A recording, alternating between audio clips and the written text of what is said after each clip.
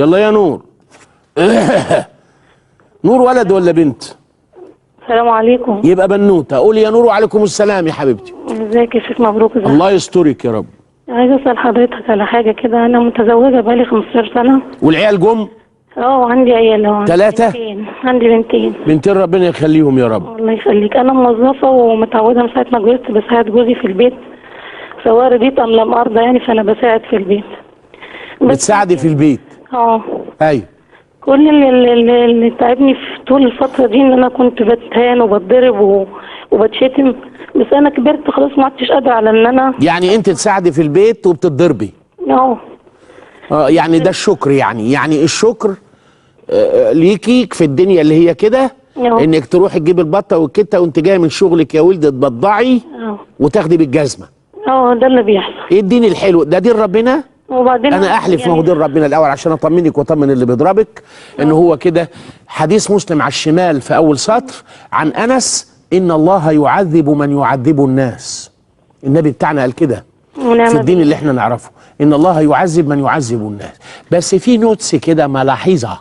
الملاحظه اللي جاتني دايركت في نافوخي انك ممكن تكوني زي ناس كتيره جدا عندها عنف برضه، تساعد في البيت وتذلنا وتعايرنا. فممكن وانت جايبه تفريش الملايه لجوزك وتقولي له ياك يكمر فيك، فدي تاثر في نفسه. استني بس اسمعيني وارمي كلامي في الزباله. في غيرك بيعمل كده. في غيرك بيعمل كده. انا جبت اللحمه دي عليا ولا عليا؟ بوس بوس حتى لو بهزار. فالشيء ده ممكن يعمل عنده، لان هو مش خريج السربو ولا حتى جامعه عين شمس ولا الازهر طبعا. وحتى لو خريج الازهر ممكن يكون حافظ الكلمتين وجاب امتياز ومش فاهم حاجه في اي حاجه. عاديه جدا. الدنيا جميله لما نبقى موضوعيين. الموضوعية تقتضي اللي بيساعد ده ممكن يقدم المساعدة على صمت فيحمي نفسه من الأذى، وممكن يقدمها مع بوسة فيقدم الحاجات. وعايز أقول لك على قاعدة بقى عشان هقفل معاكي على طول بعد ما أقولها، إن أي واحدة بابا اسمعيني، أي واحدة بتساعد في بيت جوزها دي بني آدمة السوية الصح اللي الدنيا بتاعتها كده ودينها كده، بتكون بتساعد البني آدم اللي يستاهل تديله عينيها وشعري راسها. أما اللي ما يستاهل يا أمي جوازها منه غلط وقعدتها معاه غلط، ما ينفعش. مفيش مساعدة بالعافية وله فرض. يا بنت ركزي معايا. انا اعتبرت ان هو يا بنت ركزي معايا. المساعدة من الزوجة اسمها مواساة. واحد بيعزي.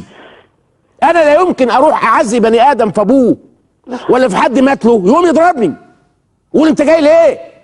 النفقه واجبه على الهزبند، على البعل، مش قد البقى النفقه ما يتنيلش من اصله. انما كل الملايين وبعت الذهب ووقفت وعملت واشتغلت وربيت العيال وانا اللي بصرف على العيال، انت اللي تستاهلي اكتر من كده. انت مخالفه لدين ربنا، انت مش عاجبك دين ربنا. يا ما اعرفش السر عندكم ايه في عشق الراجل. ما هو ما حدش راضي يصارحني الحقيقه. كل ما اقابل واحده اسالها يعني ايه ترضى بالذل والخضوع والليل على ايه؟ اني دين ده يقول؟ اني دين؟ هنفضل كده؟ وانا ما بحبش مثل النعامه ده، بكرهه وبكره اللي بقوله كأن ما عندناش غيره ورمل وما رملش. ليه في دين بيقول لينفق ذو سعة من سعته ومن قدر عليه، مش ومن قدرت. صحيح منتج مشتركه بين الذكر والانثى، ولكن ومن قدر عليه رزقه فلينفق مما اتاه الله. فقير ينفق عليكي وانت ترضي وتصبري، يا تقولي لا معاه عايزه زياده، يا بالذوق يا في المحكمه وانت في حضنه ومخلفه منه. وده اللي في الام في المجلد الخامس للامام الشافعي وفي كل كتب الفقه، ان مفيش اللي احنا فيه ده. الواقع اللي احنا فيه ده منيل ب60,000 نيله ولازم نشوف لنا حل فيه من الاول ما نتجوزش. لا ما يتعوضش. مسلم وتقي ونضيف، ما بياكلش لا من عرق جبينه، ما بيطلعش نفس، بيطلع برفان. الاسود الواد ده وديه فين ده؟ اسيبه ازاي ده؟ وعنده حياء وريحته حلوه ولسانه حلو وقمر. يا لهوي، بس الماديات مقصر شويه. اقف جنبه واساعده. ليه؟ لان باخد ببلع حنين ورحمه وبتعلم. ممكن يكون عنده علم وما عندوش فلوس وبتعلم منه، بيعلمني، علمني حبك، علمني في حاجات.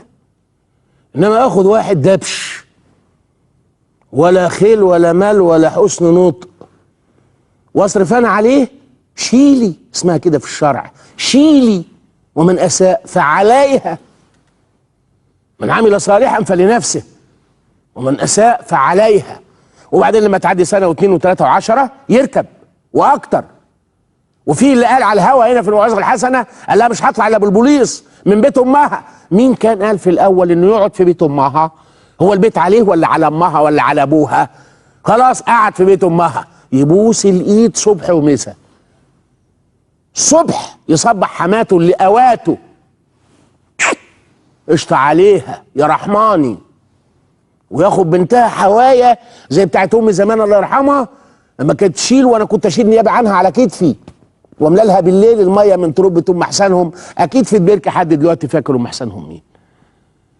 التربه اتقلعت وهي الله يرحمها ماتت، ولم يعد للماء من اثر الا الترعه المعفنه، واتردمت اخرى وبقت بيوت واتغيرت المعالم وماتوا الناس، ويعوض عليا انا ربنا وعلى اللي زيي من اللي عندهم الفيلينج ده.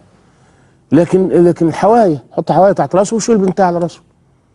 ساعتها نقول يا لهوي، كانش عندنا ليه فيلا نقعدوا فيها؟ ايه الشقه القرف دي يا اخواتي؟ مكسوفين منه، احنا مكسوفين من الشاب ده. ادب ايه وشكر ايه؟ ده اللي يرضي ربنا، ده اللي يرضي ربنا، وده اللي نضحي عشانه، وده اللي نساعده. ابتسام ولا مين بتقولي لي يا منى هانم؟ قولي يا منى. منى يا منى، يلا يا منى. عليكم.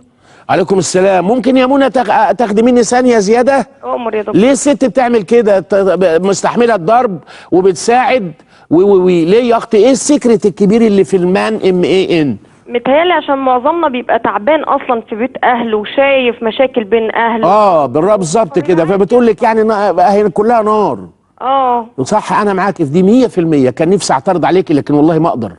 يعني ده سر جميل. قولي يا منى، اموريني سريعا يا دكتور. هو بس والله الحلقه اللي بتاع الاسبوع اللي فات فاتتني، اقسم بالله اول ما فتحت ولقيت الحلقه خلصت لا تتخيل نفسيتي تعبت في شكل يا حبيبتي. انا بقيت مدمنه الحلقات بتاعت حياتك. الله يكبر خاطرك يا رب ويجعله ادمان في سبيل ربنا. آمين. ويجعل كل اللي بيشاهدني معايا شريكي وكل اللي في الاستاف معايا مجلس علم. النبي سيدنا محمد قال كده فيما روى البخاري قبل اخر بسطرين 2 في صفحتي انا: مجلس علم خير من عبادة 60 سنة. الله يجعله مجلس علم لي وليكم ولكل اللي يشاهدني. امين يا رب. اتفضلي يا حبيبي. بعد اذن حضرتك يا دكتور معلش، انا بقعد ادعي يعني ببقى عايزه ادعي في الصلاه مثلا او في السجود انه يعني ربنا يكرمني وشعري يبقى حلو ويطول وكده، بس اول ما اجي ادعي بحس ان انا اتكسفت، اقول يعني عيب حد ينفع يدعي ربنا بحاجات تافهه. لا مش تافهه ولا حاجه. هل يجوز؟ كل ما فيه طبعا يجوز الدعاء بما ترينه تافه وغير تافه.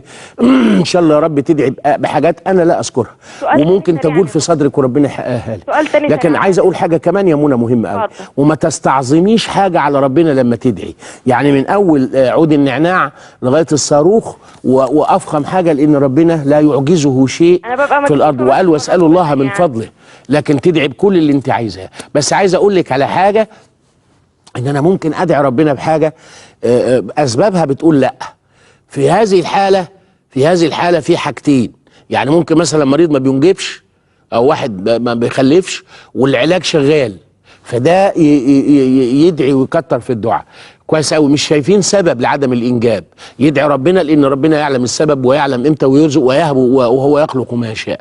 لكن مثلا لو واحد لا قدر الله عينه مثلا او ودانه طارت خلاص وراحت، ما يقولش يا رب رجع لي عيني، يبقى يبارك لي يا رب في الموجوده ان انا اشوف بيها لو كانت عنده واحده بشوف بيها، او يسال ربنا الثواب اللي بيديه للصابرين على فقد عينه. لكن ما يقولش يعني في حاجه كده اسمها الدعاء بمحرم. الدعاء بمحرم يعني ايه؟ يعني ممكن مثلا واحد متجوز وعايز يتجوز تاني يعني على سبيل المثال، فما يقولش ايه يا رب اديني اخت مراتي، لانه بيدعي كده بحاجه حرام، لان حرام الجمع بين الاختين. فهو ما ينفعش. ولا يا رب مثلا انا اختي حلوه قوي ادهاني يا رب انا اولى من الغريب، يبقى ده مهبول بيدعي ربنا بحاجات. او يدعي ربنا بشيء زي انا ما قلت كده السبب انقطع منه، فهو معلق بيه. يعني زي ما تقولي تحليب يكتر قرنك، يعني تديني الحاجه اللي راحت مني، لا راحت منه. واحد رجليه اتقطعت في المعركه خلاص هو شهيد. السؤال الثاني ايه يا منى؟ حضرتك شفت دكتور في التلفزيون بيقول ان ممكن ناخد الخلايا الدهنيه، يعني مثلا نعمل شفط دهون مثلا من منطقه سمينه ونحطها مثلا في كف الايد او في مناطق في الجسم مثلا زي الرجل تكون محتاجه انها تسمن، هل العمليه دي حرام؟ يعني عمرها ما تبقى حرام يا حبيبتي، بس يسأل بيها طبعا يسأل بيها الخبير. اصل اصلاح الجسم على اساس ما كان لا شيء فيه، يعني ربنا ما خلقناش تخان، فلما نتخن قوي نقوم نعمل ريجيم او نعمل عمليه تجميل او نعمل دهون، بس ما يجرناش اللي جرى لسعاد نصر الله يرحمها. يعني متاكدين من العمليه دي مش هتضرنا، والجسم يرجع طبيعي سوي زي ما كان او على الاصل اللي ربنا خلق به عباده. ربنا خلق الانسان جميل وخلقه ب5 صوابع، فلو جه واحد سادس مش حرام ان انا اشيله، بل العكس لازم اشيله.